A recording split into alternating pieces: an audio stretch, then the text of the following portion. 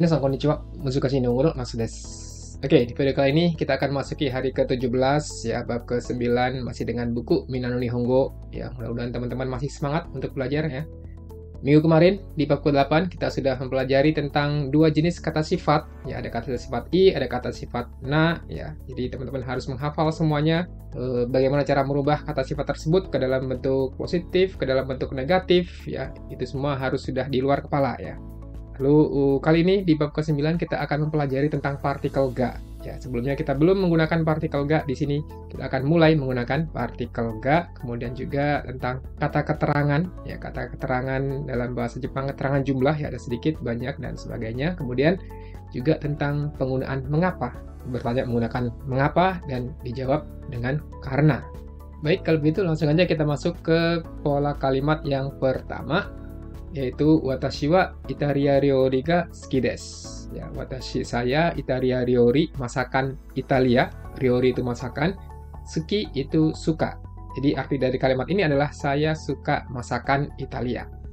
Nah, masakan Italia di sini adalah sebagai objek ya yang ditandai dengan partikel ga. Ya, jadi yang harus diingat oleh teman-teman semua adalah penggunaan partikel ga ya, dia digunakan bersama dengan kata suki yang artinya suka. Jadi kalau mau bilang saya suka misalnya di sini masakan Italia, atau saya suka apa aja yang teman-teman suka, itu bisa menggunakan partikel ga untuk menandakan objeknya ya, apa yang disukai. Tapi selain suki yang artinya suka, partikel ga ini juga bisa digunakan bersama dengan kata seperti jozu, wakarimasu, dan arimasu. Nanti kita akan bahas satu persatu mengenai penggunaannya ya.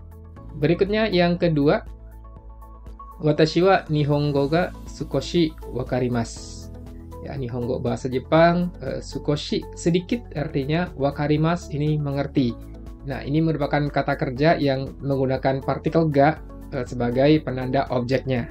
Nah, arti dalam kalimat ini, saya sedikit mengerti bahasa Jepang. Nah, ditambahkan kata keterangan sedikit di sini ya, sukoshi sedikit mengerti. Jadi tidak mengerti banget gitu ya, mengerti sedikit aja. Nihongo ga sukoshi wakarimasu. Jadi ini juga tolong diingat penggunaan partikel ga bersama dengan kata kerja wakarimasu. Ini bentuk kamusnya adalah wakaru.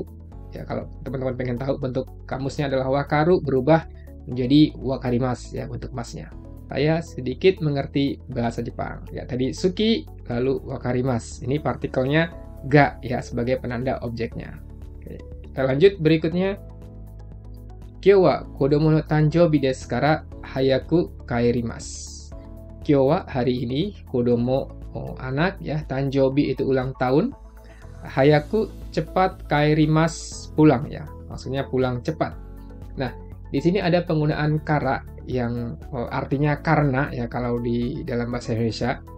Jadi kalimat ini tuh maknanya karena hari ini ulang tahun anak saya. Kyou wa kodomo no tanjoubi desu kara hayaku kaerimasu. Maka saya pulang cepat ya. Jadi kalau tanya kenapa kamu pulang cepat? Kyou wa kodomo no tanjoubi desu kara. Karena hari ini ulang tahun anak saya. Ya, ini fungsi dari kara yang artinya karena ya, untuk menjelaskan alasannya apa. Ini beda dengan kara yang di bab awal-awal ya, bab 4 atau bab 5 itu yang artinya dari, sampai ya. Kara dan made itu berbeda. Kara di sini artinya adalah karena, untuk menyebutkan alasannya apa. Posisi kara di sini setelah des. Ya, jadi des kara. Tapi nanti kita akan mempelajari juga kara ini juga bisa berada setelah mas. Ya, jadi des kara bisa juga mas kara. Tergantung kosakata yang di depannya. Apakah dia kata benda? Kalau kata benda ya seperti ini ya, des kara. Tapi kalau kata kerja ya menggunakan bentuk mas ya, mas kara gitu. Seperti hayaku kaerimasu kara. Gitu ya. Jadi itu salah satu contoh ya penggunaan kara yang artinya karena. Oke, jadi ini adalah 3 pola kalimat yang ada di buku Minano Nihongo ya, bagian bungkainya. Pola kalimat yang kita pelajari di bab ke-9 ini. Berikutnya di bagian reibung ya, contoh penggunaannya di dalam percakapan ya. Itu seperti apa? Yang pertama, osake ga suki desu ka? Iie suki ja arimasen. Ya, osake itu sake, suki itu suka. Osake ga suki desu ka? Apakah kamu suka sake? Ya, ini pertanyaannya sih simpel saja. Apakah kamu suka sake? Iie suki ja arimasen. Tidak suka sake. Ya, di sini ada awalan o digunakan untuk berbicara sopan ya, untuk menghormati lawan bicara ya. Osake ga suki desu ka? Iie, suki ja arimasen. Ini ya penggunaan kata suki dan partikel ga. Tolong diingat sekali lagi ya, kalau mau bilang suka atau suki harus menggunakan partikel ga. Berikutnya, yang kedua. Donna spotsu ga suki desu ka? Oke, donna ya, yang seperti apa, bagaimana.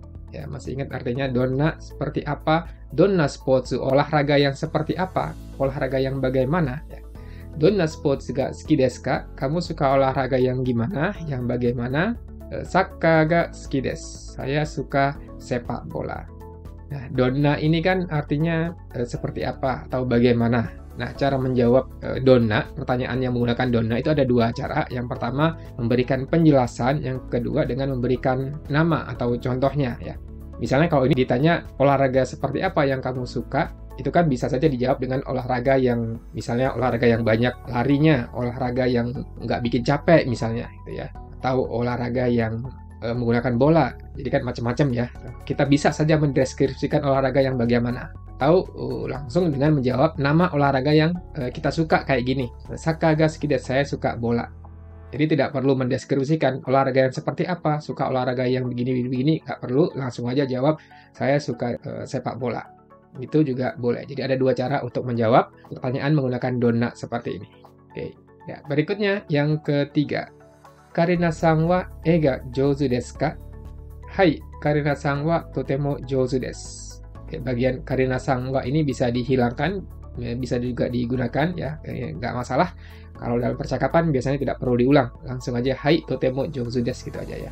Karina-san wa e ga jouzu desu ka? Apakah Karina pandai menggambar? Ya, itu gambar, jouzu pandai ya. Pandai gambar maksudnya, pandai melukis gitu ya. Ya, kata jouzu yang artinya pandai ini itu juga menggunakan partikel ga ya untuk menandai objeknya. Pandai ngapain dia? Pandai apa? Pandai gambar, pandai masak dan lain-lain gitu ya. Kalau pandai masak, ryori ga jouzu desu gitu. Jadi partikel ga digunakan bersama dengan kata jouzu. Ya, tolong diingat ini yang ketiga. Tadi sudah suki, kemudian wakarimasu, lalu jouzu. Ini yang ketiga ya, jouzu pandai. Pandai apa ya. Selanjutnya yang nomor 4. Tanaka-san wa Indonesia go ga wakarimasu ka? Iie, zenzen wakarimasen. Apakah Tanaka-san mengerti bahasa Indonesia? Ya, pertanyaannya seperti itu.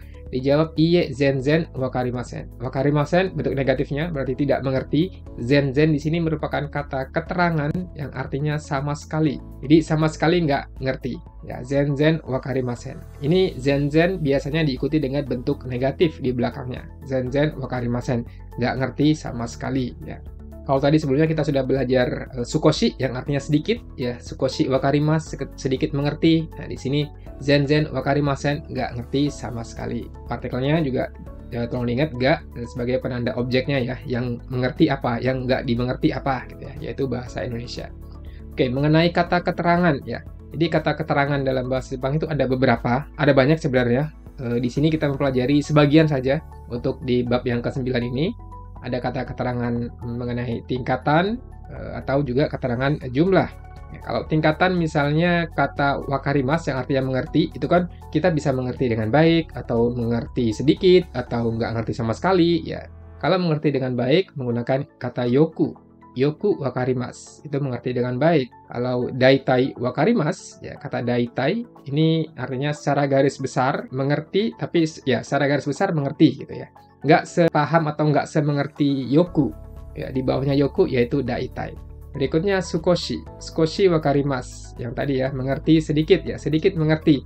Mengerti tapi ya sedikit aja. Misalnya kita baru belajar bahasa Jepang, ya nihongo ga sukoshi wakarimasu, ya mengerti sedikit.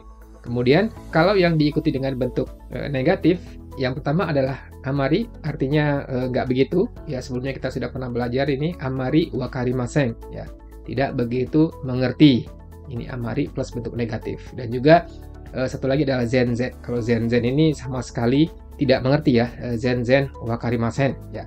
Kalau amari masih ada mengertinya sedikit, ya. Tapi kalau zenzen sama sekali nggak ngerti. Ya. Kalau kita nggak pernah belajar bahasa Jepang, nggak pernah bertemu dengan bahasa Jepang, ya itu artinya nggak ngerti sama sekali. Ya, ini diikuti dengan bentuk negatif, kalau yang atas dengan bentuk positif. Ini untuk keterangan tingkat. Kemudian untuk jumlah, itu ada kata takusang. Ya, misalnya takusang arimas. Arimas ini kan ada ya. Takusang arimas berarti ada banyak. Takusang banyak ya, ada banyak. Kalau sukoshi arimas ada sedikit. Ya, sedikit sukoshi arimas. Ini diikuti dengan bentuk positif. Takusang arimas, sukoshi arimas ya. Satu lagi yang diikuti dengan bentuk negatif sama dengan kata keterangan tingkat yaitu amari dan zenzen. Amari arimasen nggak begitu ada. Maksudnya ya adanya nggak banyak, dikit aja gitu ya. Dan satu lagi zenzen arimasen. Ya, sama sekali nggak ada. Ya, itu penggunaannya kurang lebih sama seperti keterangan tingkat ya, amari dan zenzen plus bentuk negatif. Nah, kalau diperhatikan di sini antara amari arimasen atau amari wakarimasen dengan sukoshi wakarimas atau sukoshi arimas ini sebenarnya kondisinya kurang lebih sama. Mengerti sedikit atau nggak begitu mengerti, ya itu kan posisinya sama. Tinggal kitanya sebagai pembicara mau menggunakan sedikit mengerti atau nggak begitu ngerti. Ya posisinya kan nggak begitu ngerti itu maksudnya ngertinya sedikit, nggak banyak gitu kan. Jadi ya tergantung kitanya mau menggunakan yang sukoshi plus bentuk positif atau amari plus bentuk negatif. Ya, jadi ini 6 ya kata keterangan dalam bahasa Jepang yang kita pelajari di level dasar ini ya sampai di bab 9 ya. Nah, berikutnya kita lanjut ke contoh kalimat yang nomor 5 ya, yaitu komakai okane ga arimasu ka? Iye, arimasen. Nah, komakai di sini artinya bisa lembut, bisa kecil ya. Kemudian okane uang. Arimas di sini artinya bisa ada, bisa punya. Tapi kalau di dalam contoh kalimat yang kelima ini, maksudnya adalah apakah kamu punya uang kecil gitu ya. Apakah kamu punya uang kecil atau uang receh gitu ya. Arimas bentuk kamusnya adalah aru. Apakah kamu punya uang receh, uang kecil? Iye arimasen. Tidak punya. Nah, ini artinya tidak punya uang kecil. Nah, kata arimas yang artinya punya atau ada, ini menggunakan partikel ga juga sebagai penanda objeknya. Punya apa? Ada apa? Ya, punya uang. Okane ga arimas. Jadi ini selain 3 kosakata tadi, selain suki, wakarimas, jozu, satu lagi adalah arimas yang menggunakan partikel ga. Ya, jadi tolong diingat. Okane ga arimas. Punya uang atau ada uang gitu ya. Ini adalah contoh yang kelima. Berikutnya yang keenam, Maiasa shimbun wo yomimasu ka? Maiasa setiap pagi shimbun koran yomimasu, membaca ya. Ini merupakan kosakata dasar ya yang sudah kita pelajari sebelumnya. Apakah setiap pagi kamu membaca koran gitu ya? Iye jikan ga arimasen kara yomimasen. Iye tidak, jikang itu waktu, arimasen. Nah, di sini arimasen artinya adalah ada ya. Tapi karena dalam bentuk negatif, maka menjadi tidak ada atau tidak ada waktu di sini. Jika enggak arimasen kara yomimasen. Apakah kamu setiap pagi baca koran? Tidak, karena saya tidak ada waktu, saya tidak baca koran. Gitu ya. Jadi ini maksud arimasen yang di sini adalah ada, kalau yang sebelumnya adalah punya. Tapi secara makna dalam bahasa Indonesia pun sama sebenarnya antara ada. Nah, ada itu dalam bahasa Indonesia kan bisa berarti punya. Misalnya kita nanya ke teman, kamu ada uang receh nggak? Nah, ada ini kan maksudnya kamu punya uang receh nggak gitu ya. Jadi ada itu juga dalam bahasa Indonesia bisa bermakna punya. Ya, jadi sama dengan arimas atau aru dalam bahasa Jepang. Di sini penggunaan kara, ya, yang artinya karena, digunakan bersama dengan kata kerja. Ya, jadi bentuk mas di depannya. Ya, kalau tadi kan des, di contoh pola kalimat yang ketiga tadi ya, tanjobi desu kara. Nah, kalau ini jika enggak arimasen kara. Ya, karena tidak ada waktu. Oke, baik. Berikutnya yang ke-7. Doshite kino hayaku kairimashita ka? Dijawab, youji ga arimashita kara. Doshite itu artinya kenapa, ya, untuk menanyakan alasannya kenapa. Kino, kemarin, hayaku, cepat, kairimashita ka? Ya, pulang ya. Jadi kenapa kemarin kamu pulang cepat? Untuk menanyakan alasannya kenapa kemarin kamu pulang cepat. Youji ga arimashita kara. Youji adalah keperluan. Ya, arimas tadi ada, kara karena ya. Jadi karena saya ada keperluan. Nah, posisi kara di sini berada di akhir kalimat ya. Jadi dia sebenarnya bisa juga kayak gini, berada di akhir kalimat. Bukan sebagai penghubung kayak tadi ya. Kalau di sebelumnya kan dia fungsinya sebagai penghubung ya, kayak karena saya nggak ada waktu jadi tidak membaca. Ya, ada di tengah-tengah posisinya. Nah, tergantung dari bentuk kalimatnya bisa juga dia berada di akhir kalimat kayak gini. Ya, kalau ditanya kenapa kemarin pulang cepat, karena ada perlu. Yoji ga arimashita kara. Itu juga nggak masalah ya. Posisinya dia setelah untuk mas ya, arimashita kara. Ini dalam bentuk lampau karena kita membahas sesuatu yang sudah lewat. Ya, yoji ga arimashita kara. Nah, satu lagi ada contoh kalimat tambahan ya seperti ini di penggunaan doshite dan juga kara. Misalnya, kyou wa hayaku kaerimasu. Saya hari ini pulang cepat. Doshite desu ka? Kenapa? Nah, jadi kata doshite ini juga dia bisa digunakan sendiri ya, tidak digabung dengan sebuah kalimat panjang kayak di contoh sebelumnya ya. Ini kan doshite kino hayaku kaerimasu ka. Jadi setelah doshite ada kalimat gitu ya.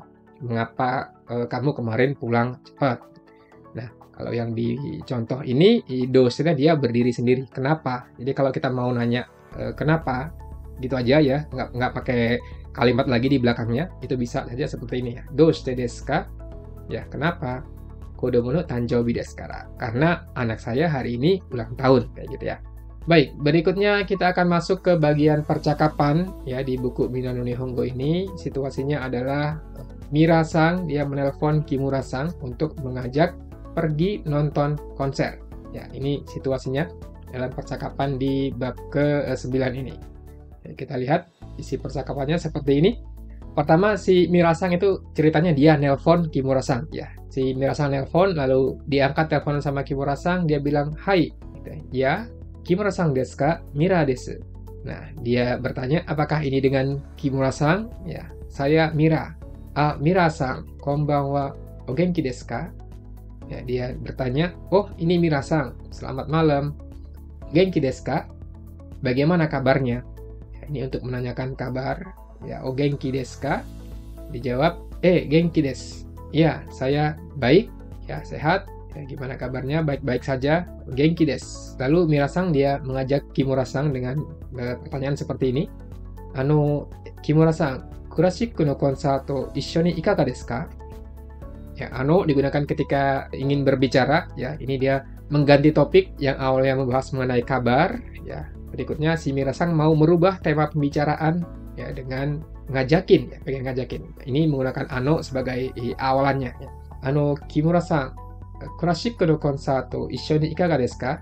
Nah, Kurashiku no konserto, Kurashiku itu klasik, konserto itu konser, issho ni bersama-sama, ikaga desu ka? Bagaimana? Ya, jadi maksudnya dia ngajakin, gimana kalau kita nonton konser klasik bersama-sama? Ya, jadi seperti itu kurang lebih arti dari kalimat ini ya. Dia mengajak gimana kalau kita nonton konser klasik bareng-bareng gitu ya. Lalu si Kimura-san dia balas dengan i desu ne. Ya, kalau kita tertarik dengan ajakan orang lain bisa dengan menjawab i desu ne. Ya, boleh juga atau bagus juga. I itu kan artinya bagus ya. Ide yang bagus tuh. Ya, kurang lebih maknanya seperti itu gitu ya. Itsu desu ka? Kapan? Ya, ditanya waktunya kapan? Raishu no kinyoubi no bang desu. Raishu itu minggu depan, kinyoubi itu hari Jumat, bang itu malam. Jadi hari Jumat malam minggu depan. Raishu no kinyoubi no bang desu. Kinyoubi desu ka? Kinyoubi no yoru wa chotto. Nah, si Kimura-san dia membalas seperti ini ya, menggunakan chotto.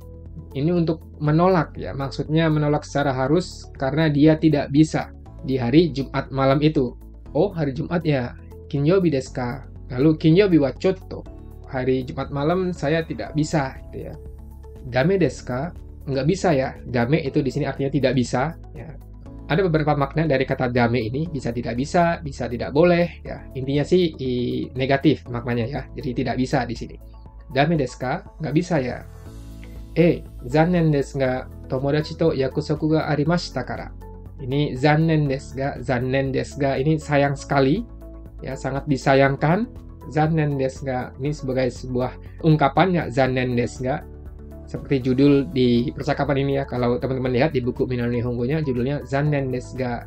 Ya, kalau kita mau bilang sayang sekali itu menggunakan zannen desu ga. Alasannya apa di belakangnya?